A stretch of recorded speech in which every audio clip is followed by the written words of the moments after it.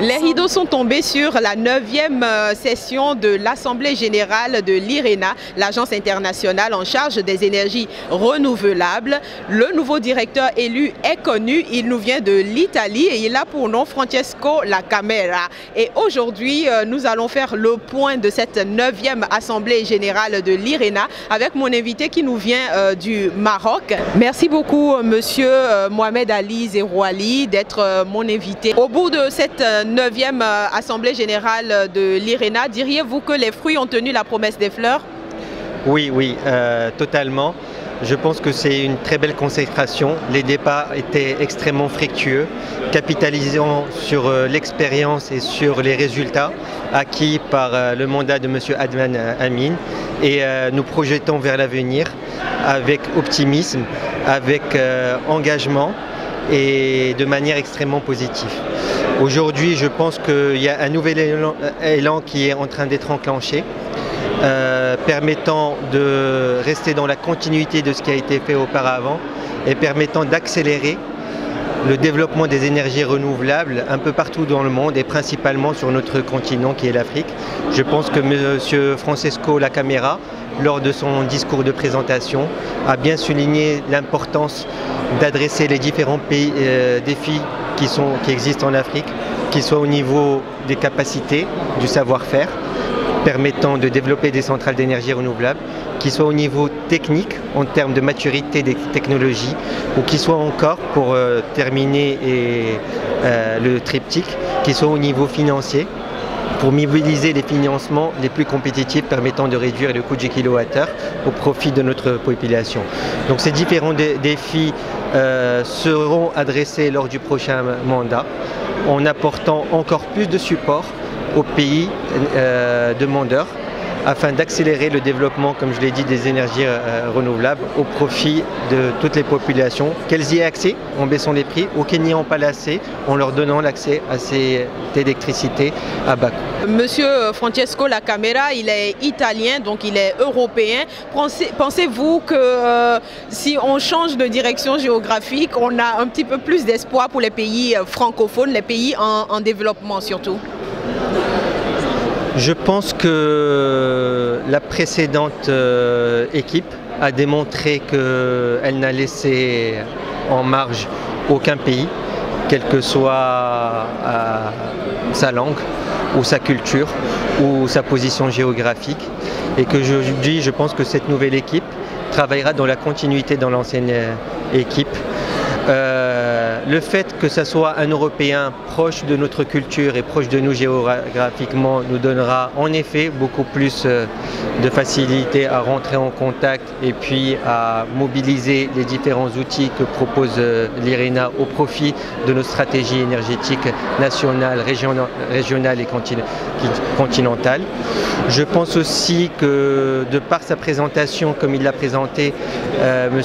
Francesco La Camera démontre d'une forte expérience en termes de diplomatie économique, environnementale et écologique également, puisqu'il a permis la signature de plus de 68 accords et qu'il est toujours en cours de négociation de 25 accords qui soient multilatéraux ou bilatéraux dans le domaine de l'énergie, plus précisément dans le domaine des énergies renouvelables.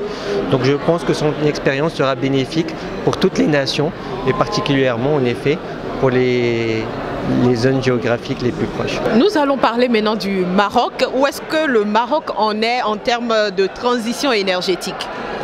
Alors on a un point commun avec l'IRENA, c'est que la stratégie marocaine autour des énergies renouvelables est née et a émergé à partir de 2009. Et l'IRENA a été créée en 2009 à peu près.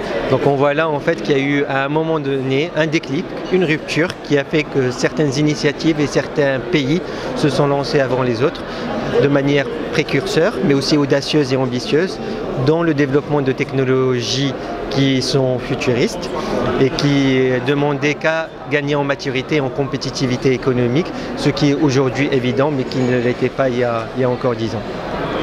Il y a moins d'une dizaine d'années, donc le Maroc s'est lancé dans ce défi ambitieux qui est de développer une capacité de d'énergie renouvelable, contribuant à 42% de son mix énergétique à l'horizon 2020. Aujourd'hui, on est à un niveau de 35% et on est sur le bon train pour dépasser les 42% prévus à l'horizon 2020.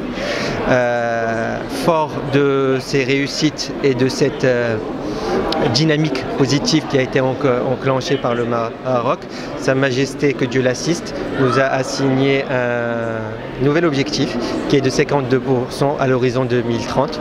Et maintenant, c'est un minimum de 52% à l'horizon 2030. Le but, c'est d'exploiter au maximum les ressources renouvelables qui sont disponibles sur le pays et de tirer au maximum la part de ces énergies renouvelables dans le mix énergétique électrique du pays.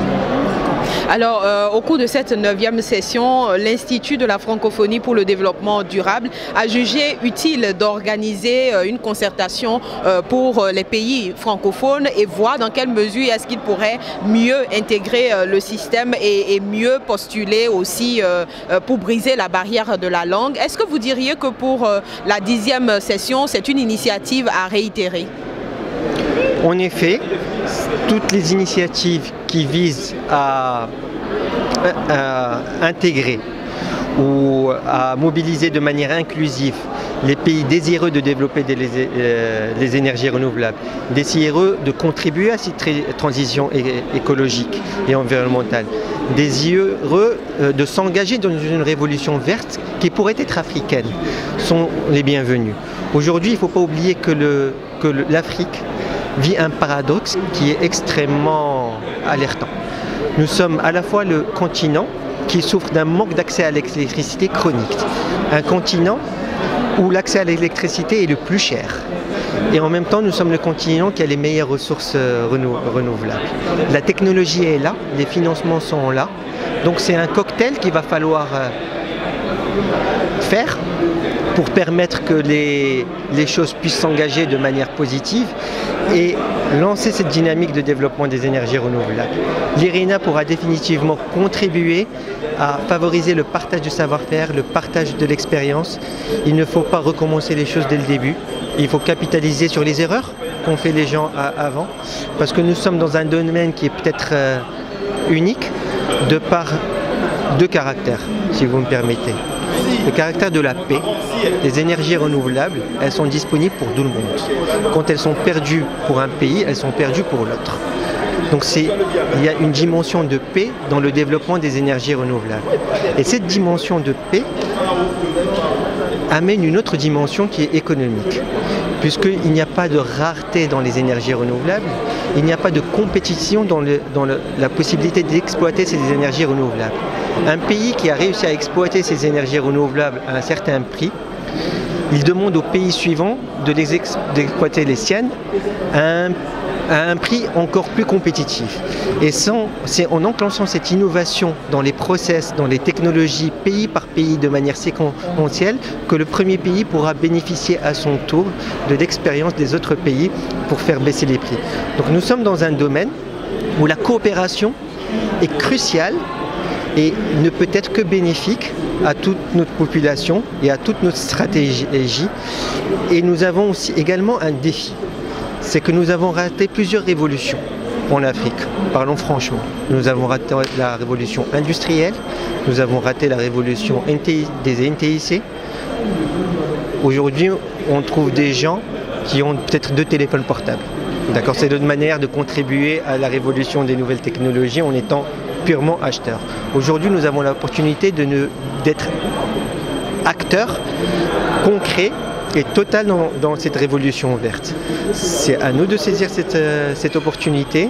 Comme je le répète, la technologie existe, nous avons les ressources et nous avons le marché pour. Et c'est un engagement que nous devons prendre et une responsabilité que nous devons tenir vis-à-vis des générations futures. Nous ne devons donc pas rater le rendez-vous de cette révolution verte, le rendez-vous de la transition énergétique. Avec beaucoup de plaisir, nous vous avons assuré la couverture médiatique de cette 9e session de l'Assemblée générale de l'IRENA ici à Abu Dhabi. Restez toujours connectés sur notre site le www.planète-terre-à-terre.tv et on vous dit à l'année prochaine pour la 10e édition. Vous y serez? J'espère bien. À l'année prochaine.